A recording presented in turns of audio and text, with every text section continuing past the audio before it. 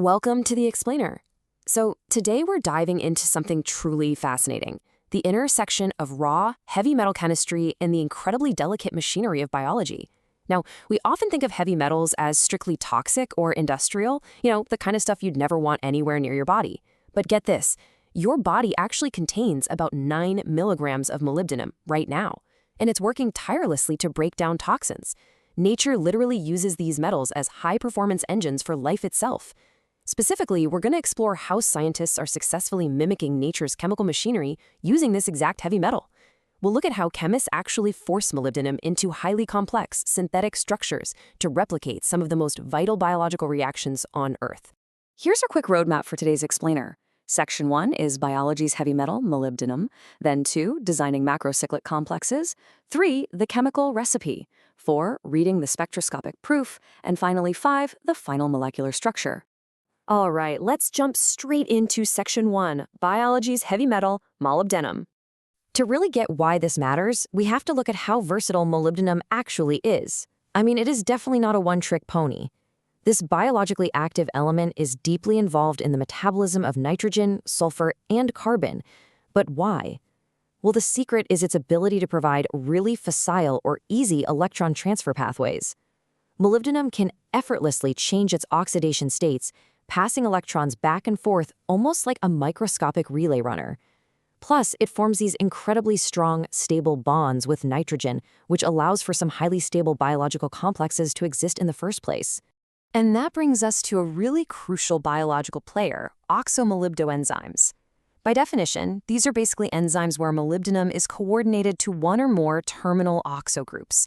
So imagine oxygen atoms just hanging off the end of the molecule. This exact structure is what drives those crucial oxygen transfer and physiological redox reactions in living things. This is exactly what biologists and chemists find so captivating. Because think about it, if we can understand and replicate this specific oxygen transfer magic in a lab, the industrial and pharmaceutical applications are practically endless. Moving on to Section 2, designing macrocyclic complexes. So let's pivot from nature's biology over to the chemist's lab.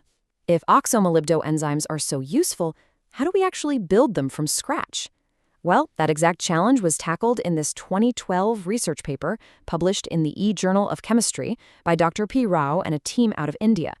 Their overarching goal was to synthesize a completely new series of dioxomolybdenum complexes, and they plan to use high-density ligands, think of these as molecules with multiple teeth or bonding sites, to firmly grip the molybdenum and force it into a very unusual, highly coordinated geometric shape.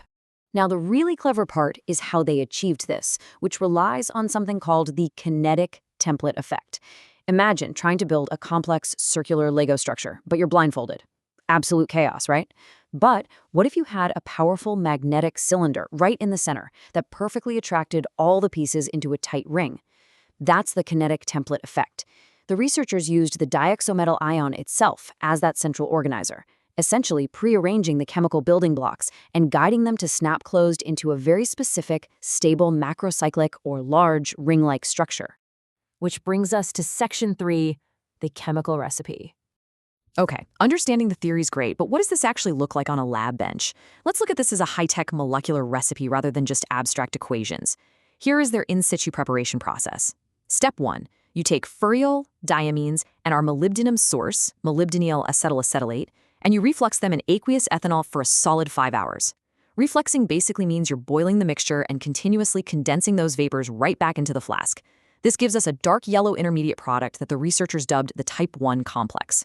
Then, step 3, you add your cyclizing agent, a specific beta-diketone, along with some glacial acetic acid, and you reflux for another 5 hours to officially close the ring.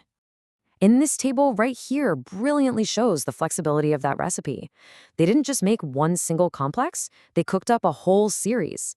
By just swapping out the specific beta-diketone they used in that final 5-hour reflux, they could literally tweak the final molecule. As you can see, they tested acetylacetone, benzoyl acetone, thanoyl trifluoryl acetone, and dibenzoyl methane. Each of these unique chemical tails attaches to the ring, giving chemists the power to test different properties across variations of their new structures. Let's look at Section 4, reading the spectroscopic proof. So cooking up the recipe is honestly only half the battle. If you're building something way too small to see, even with a microscope, how do you actually prove you made it? You read the molecular fingerprints. The first piece of proof comes from electricity. When the researchers dissolved their new complexes in dimethylformamide, they found a molar conductivity value right in the range of 125 to 140 inverse ohms square centimeters per mole. Now, what's the takeaway here? That specific range emphatically proves that these resulting complexes are electrolytic.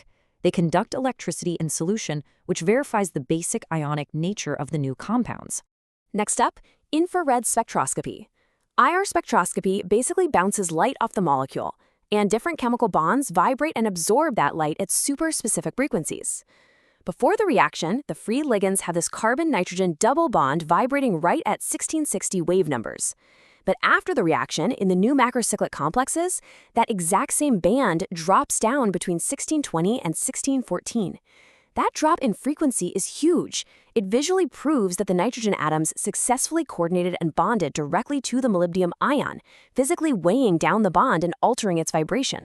And then we have this quote directly from the researchers, which is honestly the smoking gun of the whole experiment.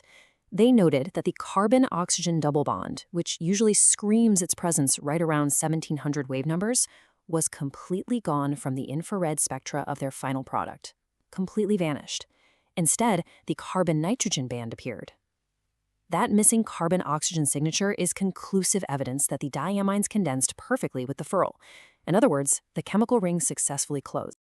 Finally, Section 5, the final molecular structure. Armed with all that spectral proof, we can finally zoom all the way in on the 3D geometry of the molecules they synthesized. Let's look back at those terminal oxygen atoms. The team discovered that the complex actually forms a cis-dioxo grouping. Now, cis just means the oxygen atoms are sitting right next to each other on the metal center, as opposed to being on opposite sides. The complex actively prefers this kind of crowded arrangement because it maximizes the use of the molybdenum's outer d orbitals for chemical bonding. And they prove this by detecting two specific infrared bands that represent the symmetric and asymmetric stretching of those exact oxygen-molybdenum-oxygen bonds. So pulling all of this together, we get this absolutely incredible structural blueprint. Elemental analysis shows a perfect 1-to-1 ratio of metal to ligand, confirming it's a mononuclear structure, so just one single central metal atom per complex. The shift bases they made act as tetradentate ligands, meaning they lock onto the metal in 4 distinct places. You combine those 4 teeth with the 2 oxygen atoms, and it literally forces the molybdenum into a 6-coordinate octahedral geometry. It is a perfectly crafted, synthetic, microscopic cage holding this powerful heavy metal. And that brings us to a truly provocative thought to leave you with. By harnessing the kinetic template effect to force a heavy metal into this highly specific octahedral structure, these chemists didn't just invent a random new compound. They successfully mimicked the oxygen transfer engines of nature itself. Think about it. If we can now reliably build synthetic structures that replicate biology's most vital enzymes, what is stopping us from engineering entirely new biological or industrial oxygen transfer reactions? The possibilities for future chemical engineering are literally limitless. Thanks so much for joining me on this explainer, and keep asking questions.